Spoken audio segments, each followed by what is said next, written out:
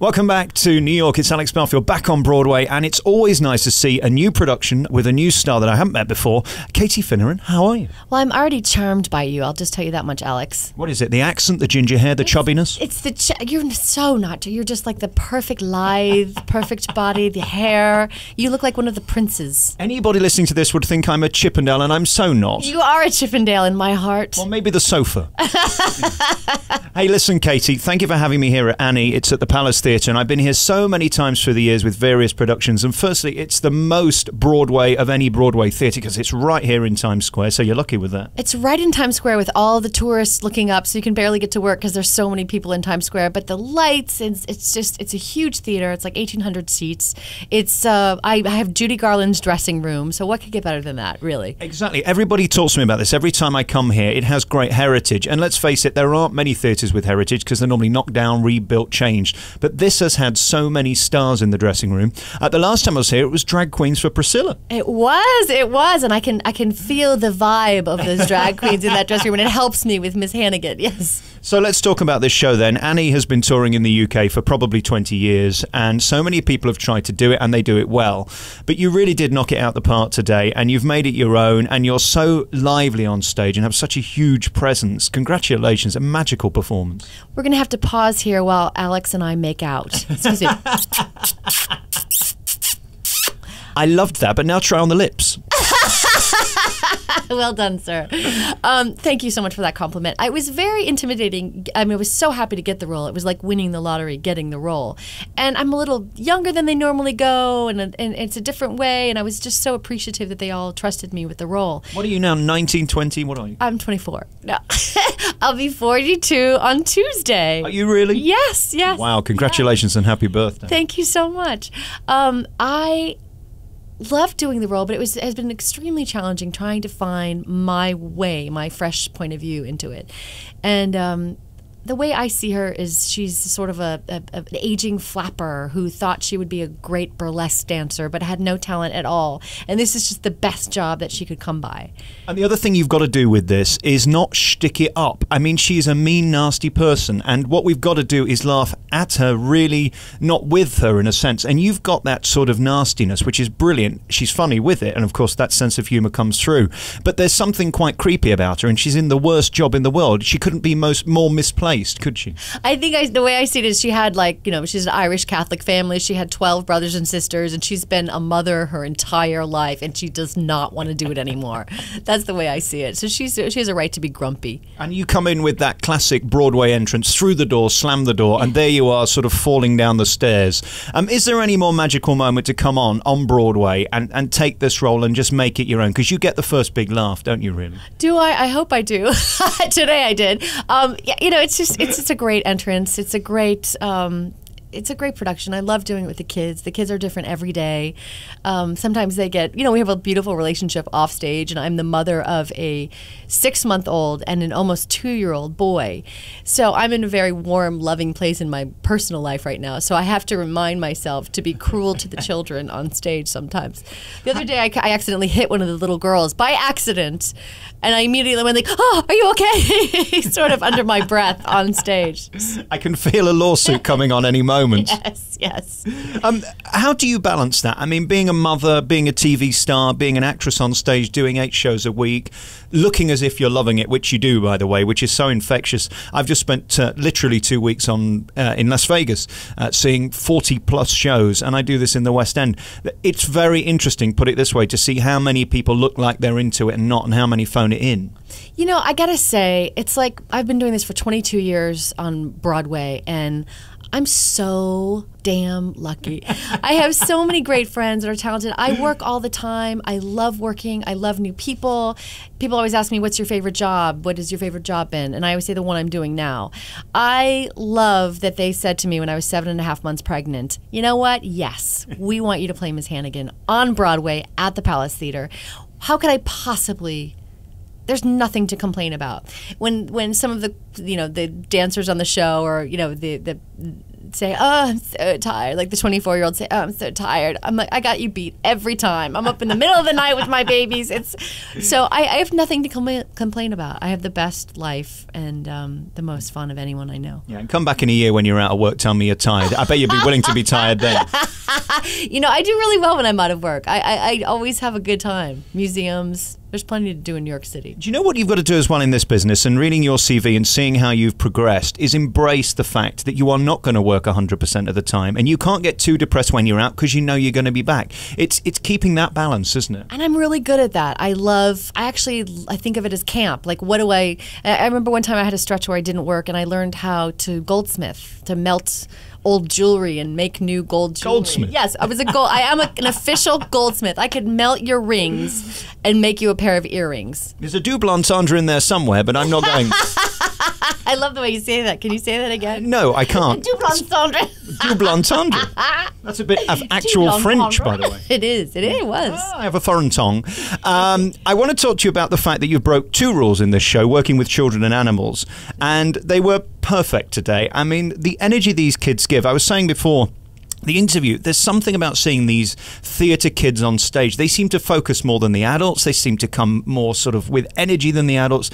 I mean, you could think, well, they'll be okay. But I mean, the performance is magnificent. You have to realize that these children are up until 11 at night. Some of them live further away, so they're up till midnight, and then they go to school in the morning. They go to school all day long, and then they come to the theater and do the show. And little Emily Rosenfeld, who plays Molly, she looks at me sometimes. She goes, "You know what? I'm pretty tired today." And I'm like, really? I mean, they're like the Energizer bunnies. They just go and go and go, and they're so curious and fun and happy. And never seem to miss a beat. That's what's magical about them. They just know it, they feel it, they live it, don't they? When we were rehearsing, I was very postpartum. My baby was 7 weeks old when we started rehearsing. And these kids knew my blocking, my lines. They knew every single note that I had to sing. Yeah, they're pretty smart kids. Nothing worse than being upstaged by a 7-year-old, is it? Not much. There's not much. There's something about you girls, and I've interviewed many of you over the years, these leading ladies on Broadway, and I can't describe what it is. There's a magnetism between you and the audience, and you look like a leading lady. You carry yourself like a leading lady, and whether it's one role different to another, you can sort of tell. Can you be trained for that? I've come to sort of believe that you have to be born with it, or there'd be more of you. You know, it's funny. That's such a huge compliment, so thank you so much. Pause while we make out again. You could have helped me with the sound effects. I might be sat down, but I'm giving you a standing ovation. I'm rolling out all these old lines today. You really are. It's because I saw The Old Jews yesterday. It's got me in the gag mood. Oh, how is that show? Oh, marvellous. I hear it's fantastic. I wish I had time to see it. In 90 minutes, you can be back in the bar by the time of the interval started here. I love it. You're funny. You're talking about being a leading lady, and gosh, that's such an interesting thing. Thank you for thinking of me that way. Well, you are. You're Miss Hannigan here on Broadway, for Christ's sake. I think if that many people are going to focus on putting lights on you and a great costume and great makeup and a great wig, you kind of have to step up, even if you're not feeling it that day. You kind of have to go, all these people that are looking at me, I'm going to have to do this performance today. I have to, act as if today.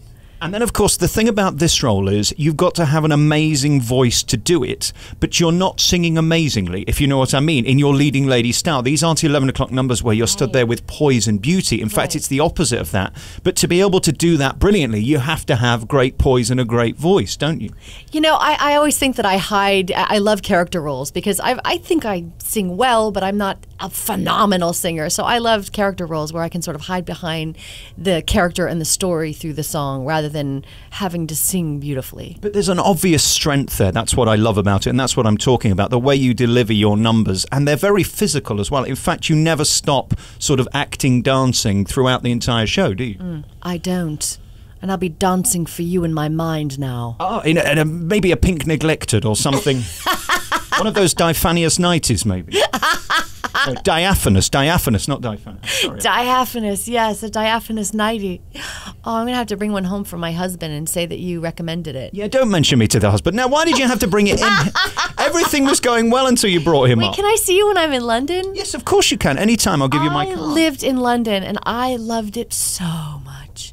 I loved it. I would live there in a heartbeat. I loved it. I love New York City, but I loved living in London. I did a show there with Sam Mendes many, many years ago, and I loved it. What's the difference then? Is it just the history and the buildings? Because, I mean, here you have big ones. We have smaller ones, but they are more beautiful. They're more beautiful. I think it's a more beautiful, it's like a gentler New York. It's a more proper New York. It's the cab drivers are, we love our cab drivers here in New York City, but the cab drivers in London, I think, have to train for like 20 years before they're allowed to be a cab driver. So it's almost like they're like the knights of drivers. They are, say, a private chauffeur here in New York City is to the chauffeur in... Yeah, but all you American girls think that we're classy just because we have an English accent, even if we're riffraff like me. Yeah, but you guys are pretty randy and pretty risque sometimes. You guys are pretty cheeky, I would say. I think that's and watching your television. See, we think you're so classy because we get all your best television, but if you actually live in London and you watch the television that Londoners watch,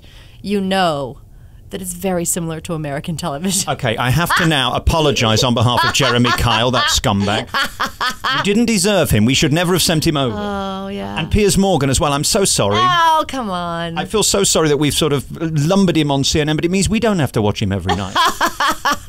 The more the merrier, you know? Exactly. And that's what this business is about, personalities and being diverse. And certainly Broadway invests in that. And that's what's great about this. I mean, it's an old show that's brought back. And it's funny how it feels relevant today.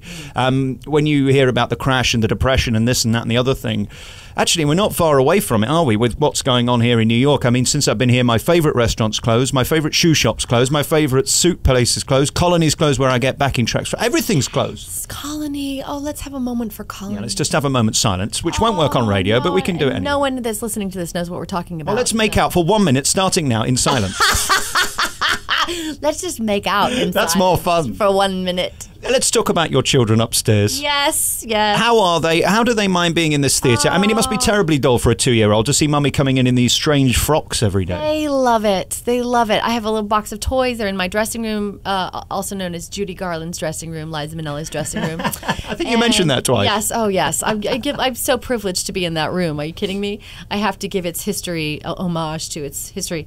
They are wonderful. They're wonderful. They get to come between shows all the time, and whenever I'm here, they come between, when I have a break and we play, and it's great. It's really great. I've loved talking to you today. I'll give you my card. Let me know when you're next in London. You should bring this over into the West End because it's sort of like the English version but on steroids done properly. Do you think? Oh, absolutely. How do you watch it so many times? Well, I've got various friends in it. So my friend Sue Pollard does Miss Hannigan, and then Leslie Joseph's in it. She does Miss Hannigan from time to time, and it's continually touring. So every time it's back every year, I have to see it, and I've been doing it a long time. I'm 104. Wow, you're so not 104. I knew by making out with you that you were not 104. These weren't lips of 104-year-olds. How many 104-year-olds have you made out with to know that these were... And I know that you are not 104. And that's how you get the leading lady role in show business. That's right. Congratulations on all your work in theatre and on telly. We didn't cover half of it, but it's such a pleasure to see someone who is totally unique, and you absolutely deserve it. It's Annie on here at the Palace on Broadway. You can't miss it. If you go and get tickets from TKTS, it's just opposite. You don't even have to walk, which Americans love. On this street. It's on the same street. I bet there are some Americans who get in a cab from that little ticket booth and cross the street. I'll bet they do. Anyway, listen, lovely to talk to you. Katie Finneran. And I said that right, Finneran or Finneran? I would be Finneran if this was in the UK. You can say it however you want to say it because it sounds so good when you say it. Katie Finneran. All right. Well, my oral dexterity says Finneran. Katie Finneran, thank you so much for talking to me. Thank you, my new lover.